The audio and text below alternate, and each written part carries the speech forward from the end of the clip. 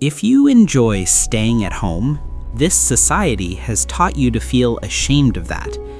No one ever says it out loud, but everything around you is whispering it. Social media, party photos, captions like "living my best life."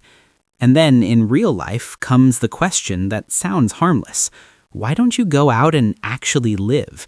As if staying home means you're wasting your life. But wait, who decided what living is supposed to look like? Society labels people who stay home as lazy, boring, uninteresting. But neuroscience tells a very different story. Not everyone recharges the same way. Some people thrive in crowds, and some only truly recover when things are quiet. Every social interaction, even enjoyable ones, for them still costs energy. Psychology calls this the optimal arousal theory. Simply put, every brain needs a different level of stimulation to feel okay. For some people, too much noise isn't living life to the fullest, it's overload. The problem isn't that they stay home. The problem is that society expects everyone to live at the same pace. But this goes deeper than introversion and extroversion. If it were that simple, the conversation would already be over. Many people love staying home because it's the only place they truly control their environment. Out there, the lights are too harsh, the noise never stops, conversations drag on without anyone really listening. At home, you choose the lighting, you choose the silence, you choose your own rhythm. For people with sensitive nervous systems or those who grew up in stressful environments, that control isn't a luxury, it's a requirement for survival. Psychology calls this sensory safety, a state where your senses aren't constantly under attack. That's why a quiet room can be more healing than a bar full of laughter. But society rarely calls that self-protection. They call it avoidance. There's something society rarely admits. People who enjoy being alone are often anything but empty.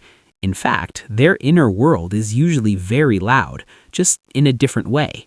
Research shows that people comfortable with solitude tend to be more creative, more introspective, and better at problem solving. Not because they're smarter, but because they have space to think without constant interruption. Ideas rarely show up between loud music and shallow conversations. They appear on quiet nights, when you're alone and your thoughts are allowed to finish a full loop. Silence isn't emptiness, it's the place where the mind finally gets to talk to itself. But not everyone who stays home is doing it for healthy reasons. Some people stay in not because they feel restored, but because going out feels exhausting.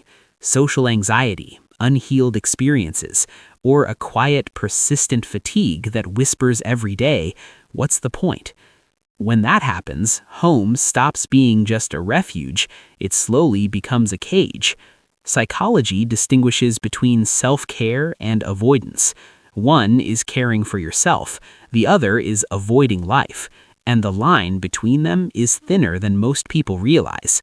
So the real question isn't, do you like staying home? It's, does staying home actually help you live better? There's a connection few people talk about. The ability to be alone often comes with the ability to face yourself.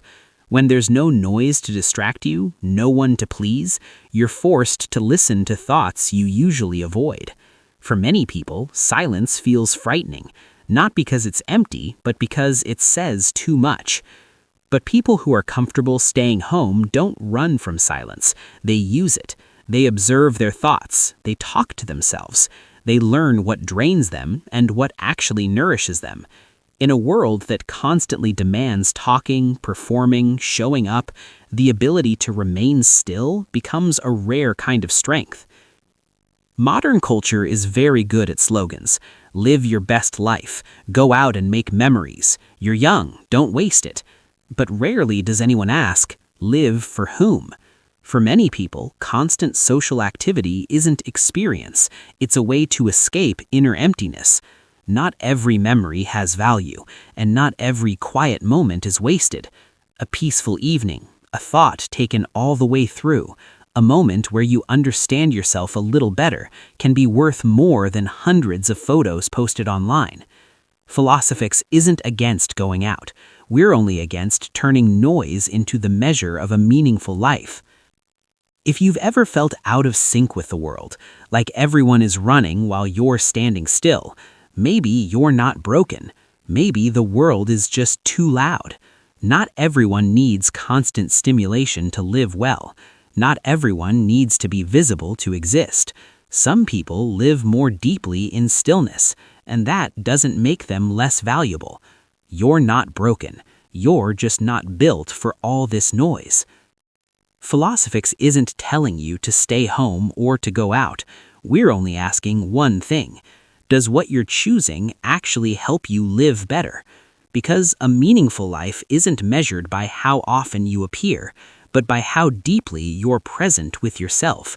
And if this video made you pause, even for a moment, to reflect on how you're living, then maybe you already understand PHILOSYX.